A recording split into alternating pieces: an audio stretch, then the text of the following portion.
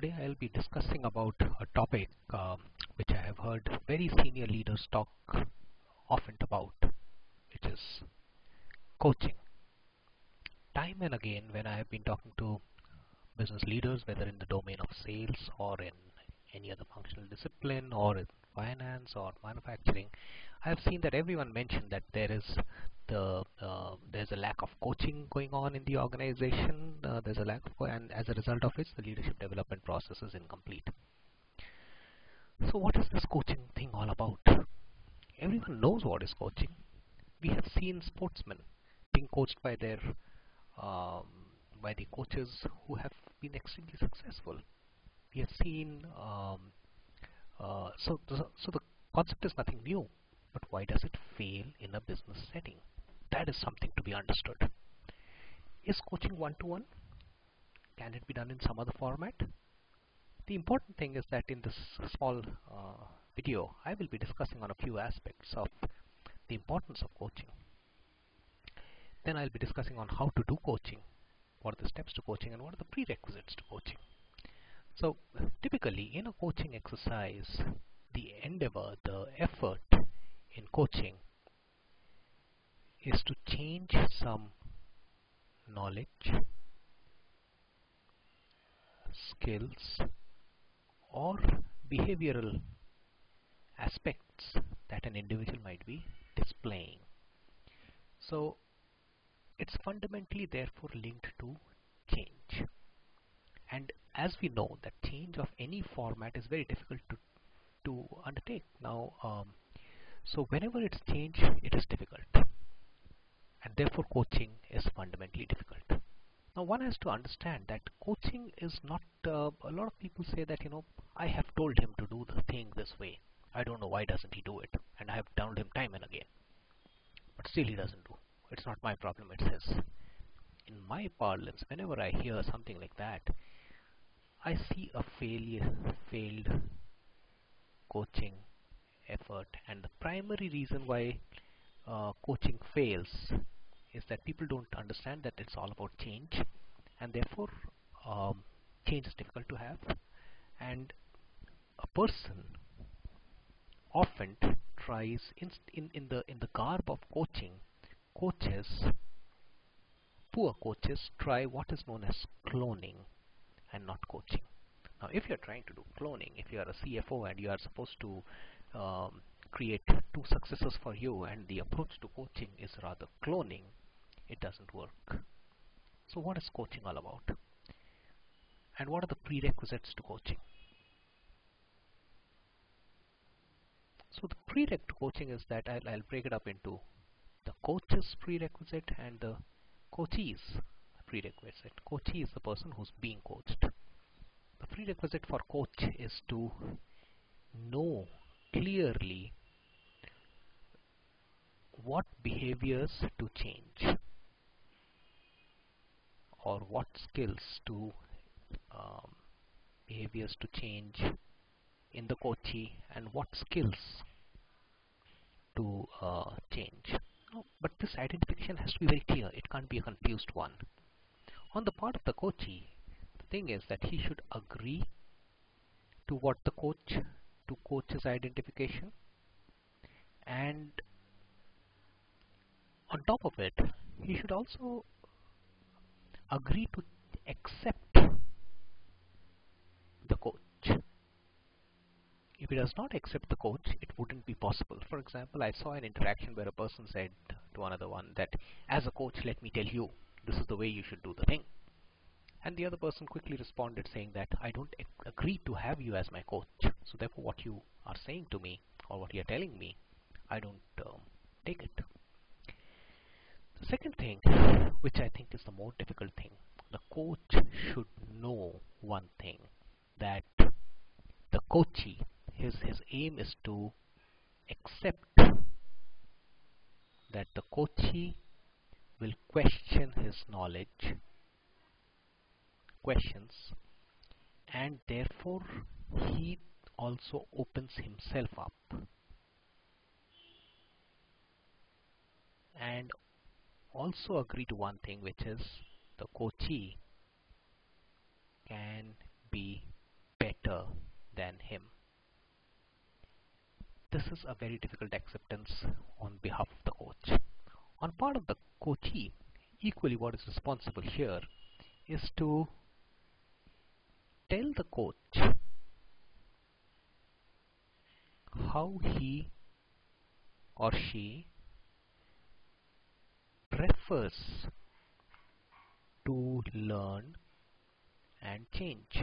For example, some people might be very happy to just listen to a discussion and a dialogue and change and get inputs and change. Some people might like to see someone else in action and from that learn something and change. So there are different learning styles which we know. Now the important thing here is that the coachee has to help the coach understand that, this is the way I learn. So can you please help me learn in the format which I am willing to learn, which is easier for me to learn, and disclose therefore. Coachee should also be open. Coachee should not always try to quiz the coach in trying to see that does he know enough, is he the right guy to coach me, etc., etc. Therefore you'll see organizations to do away with this inherent conflict which might ensue.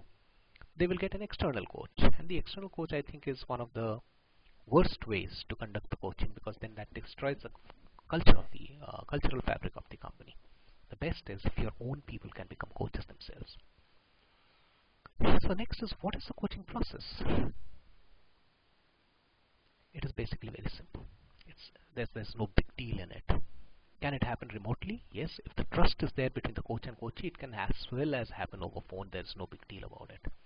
So the process of coaching is identify behaviors. Okay, behaviors which the coach should change in the coachee.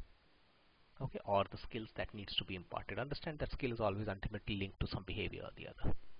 And then there has to be an agreement to the change by the coachee. Why should he change? If he changes, what does he get? What's the benefit, etc. And the next is, how will they schedule the interaction? How will the interaction?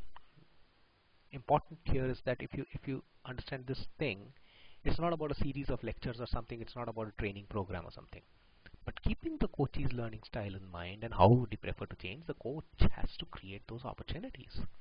And having done this, what are the measures and outcome? And of course, rigorous execution of the process. Often I have seen the coaching initiative fail. So what are the reasons for the coaching to fail? More than success, it fails. Now where have I seen it successful? When the person has very clearly defined that you are going to be my successor, these are the three things which you should learn.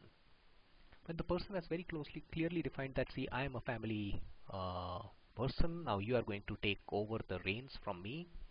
I'm the head of the family business, you are going to take over from me, so therefore please, this is how you have to learn and that's what you have to do. The consequences, outcome, what will happen if you are more successful in demonstrating certain behaviors is very clear to the coachee. So that clarification to the coachee has to be very clear as to why should you change your existing skill set. Reasons for failure in coaching. A few of them that I have observed personally in my interactions is, one is, some people consider coaching to be very simple. The fact is, it is not simple. They have to understand it's not simple. The second is that people are not serious. When they are not serious, things don't work out. So it is a very serious attempt. And another is that they don't discuss with coachee on how does the coachee want to change his behavior. Yeah. The approach B. It is not that I will tell and you listen and you see me in operation and I am a master guy and you learn from me. No, not like that. You have to see him in action.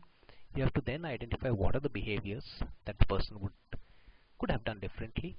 Why do you think like that? If you were in his position, what would you have done? Why would you have done like that? Demonstrate excellence, demonstrate competence. There's a different way to go about the whole thing. And The last is, what I've seen is that a lot of people, instead of coaching, try something called cloning, which doesn't work. So any good manager or any good leader has to be an excellent coach. And to be an excellent coach, one of the other things which is very important is the person should never be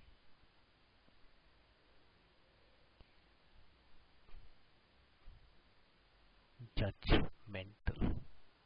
If you are judgmental, if you have got pre-biases, mindsets, if you have got an approach to cloning, if you think you are God's gift to mankind, if you think that there is nothing new to learn, if you are clear that I am the ultimate pinnacle where everyone can reach and no one can excel beyond me, then you're wrong.